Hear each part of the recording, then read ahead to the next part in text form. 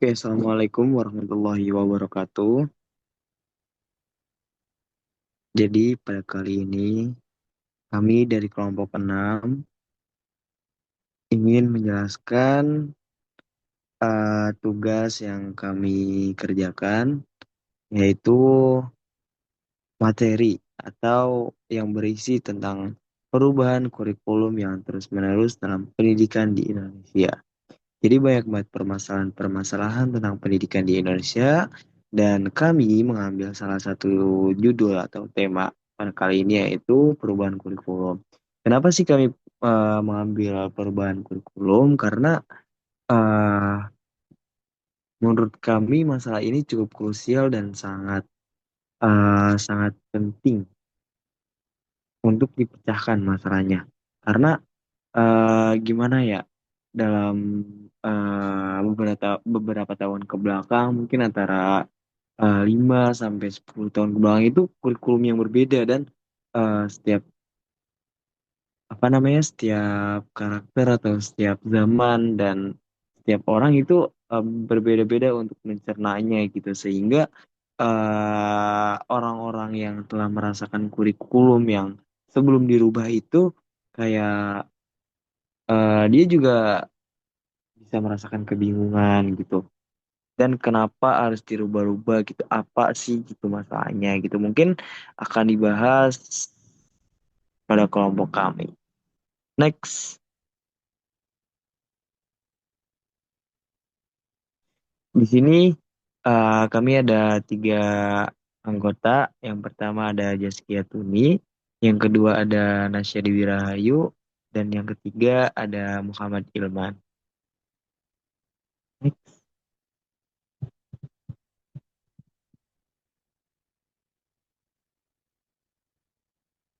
Oke, selanjutnya akan dijelaskan oleh Nasya. Silakan. Selanjutnya ada diagnosis. Secara sosiologis, pendidikan itu tidak bisa dilepas dari kondisi sosial dan kebijakan dinamika politik yang ada di masyarakat. Kurikulum sebagai bagian dari kebijakan pendidikan seringkali ikut terpengaruh oleh pergantian pemimpin, perubahan sistem pemerintahan, dan arah politik yang baru. Inilah kenapa di Indonesia muncul fenomena ganti menteri, ganti kurikulum. Dari sisi pedagogis dan psikologis, perubahan kurikulum harus mempertimbangkan bagaimana proses belajar itu bekerja dan bagaimana guru serta siswa dapat beradaptasi. Dari sisi psikologis, pendidikan, adaptasi terus-menerus terhadap kurikulum baru juga bisa membuat guru stres ataupun kewalahan. Pada akhirnya kualitas pembelajaran menjadi menurun karena fokus guru menjadi terpecah. Kemudian ada analisis. Yang pertama, kurikulum sangat dipengaruhi oleh kepentingan politik. Menurut jurnal pertama, salah satu penyebab utama kenapa kurikulum di Indonesia itu sering berubah karena arah kebijakan menteri baru yang ingin membawa identitas sendiri. Kedua, guru dan sekolah kewalahan beradaptasi. Jurnal kedua menekankan bahwa perubahan kurikulum yang terlalu cepat membuat guru kewalahan. Ketiga, perubahan kurikulum tidak berdasarkan evaluasi yang matang. Dua jurnal berikutnya menunjukkan bahwa perubahan kurikulum sering dilakukan tanpa evaluasi yang mendalam. Menurut jurnal tersebut, banyak daerah yang belum siap infrastruktur atau sumber daya manusianya. Kedua, evaluasi kurikulum biasanya baru dilakukan 3-5 tahun setelah implementasi, tetapi kurikulum sudah keburu diganti. Ketiga, Indonesia belum punya sistem yang konsisten untuk menilai efektivitas kurikulum secara nasional. Karena itu, masalah ini bersifat sistemik.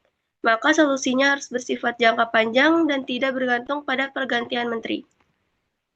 Seterusnya ada solusi dan evaluasi. Setelah menganalisis berbagai masalah sistemik terkait seringnya perubahan kurikulum setiap pergantian menteri pendidikan, kelompok kami merancang sebuah solusi yang stabil. Solusi ini kami sebut sebagai model kurikulum stabil berkelanjutan atau bisa disebut KSB. Model ini dibuat berdasarkan teori, yaitu landasan filosofis. Pendidikan harus memerdekakan ala Ki Hajar Dewantara. Yang kedua ada pedagogis atau psikologis, yaitu teori aktivisme dan belajar bermakna. Yang ketiga ada sosiologis dan stabilitas kebijakan diperlukan untuk menjaga struktur sosial pendidikan. Model KSB adalah rancangan yang meskipun terjadi pergantian menteri, tapi daerah dan sekolah tetap punya ruang untuk menyesuaikan dengan kebutuhan masing-masing. Solusi dan evaluasi. Nama model yaitu kurikulum stabil berkelanjutan atau bisa disebut dengan KSB. Visinya mewujudkan sistem kurikulum nasional yang stabil, konsisten, dan relevan. Dengan kebutuhan zaman tanpa harus berganti total setiap pergantian menteri. Yang kedua, misi. 1. Menyediakan kurikulum inti yang tetap dan tidak mudah berubah. Yang kedua, memberi fleksibilitas kepada sekolah untuk mengembangkan muatan lokal. Yang ketiga, memperkuat kemampuan guru agar setiap dengan satu sistem kurikulum jangka panjang. Dan yang terakhir ada mengurangi beban administrasi guru agar fokus berpengajaran. Solusi dan evaluasi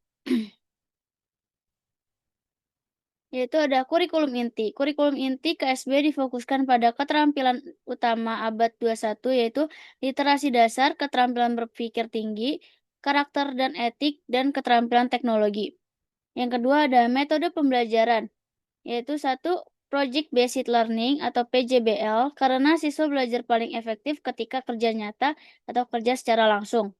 Yang kedua ada Blended Learning, yaitu menggabungkan tatap muka dengan digital learning. Dan yang ketiga ada Contextual Teaching and Learning, yaitu ada CTL, siswa memahami konsep kehidupan sehari-hari.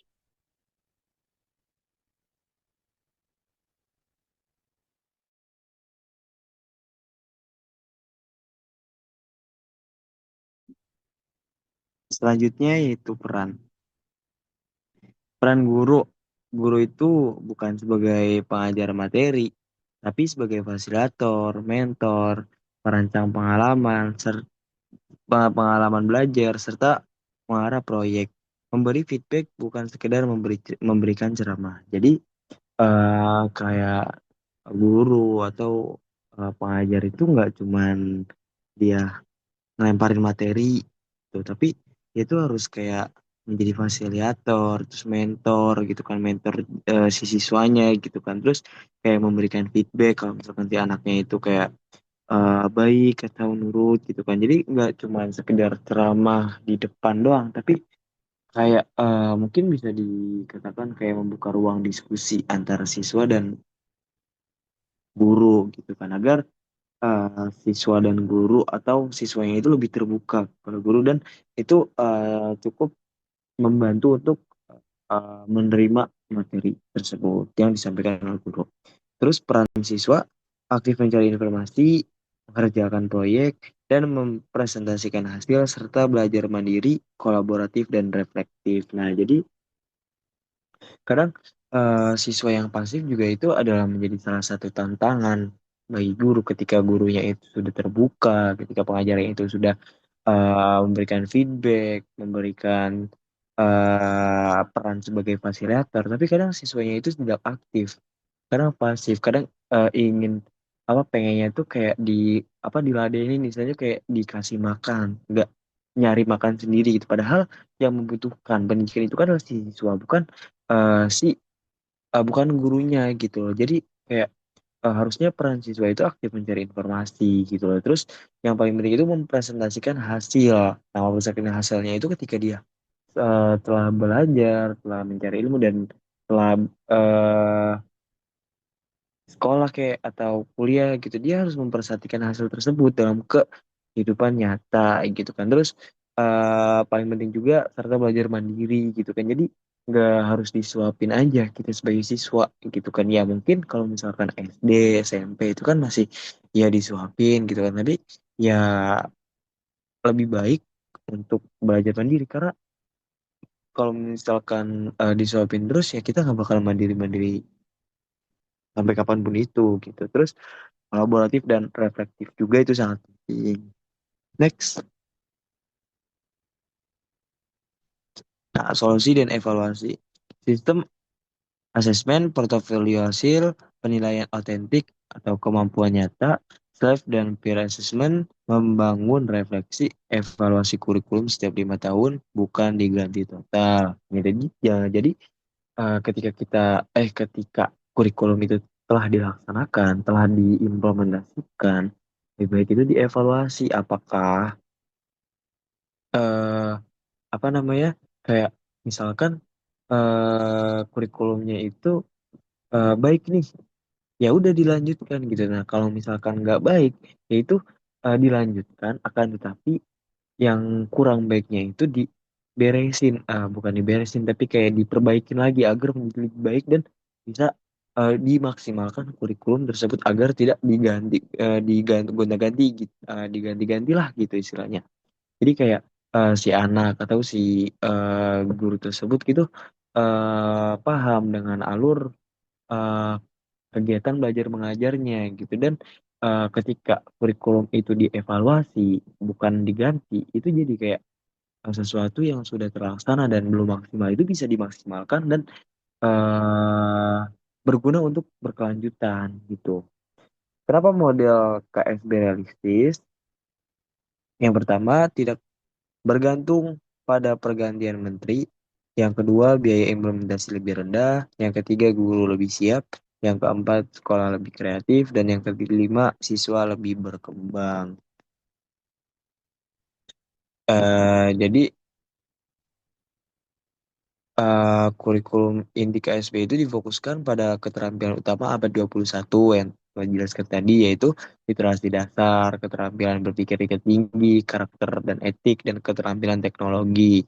Jadi dalam model KSB tersebut sudah mencakup dari perkembangan zaman karena mencakup teknologi juga gitu kan, berdasarkan dikuatkan juga berdasarkan teori konstruktivisme, siswa belajar lebih baik jika materi relevan dengan kehidupan mereka. Nah, gitu.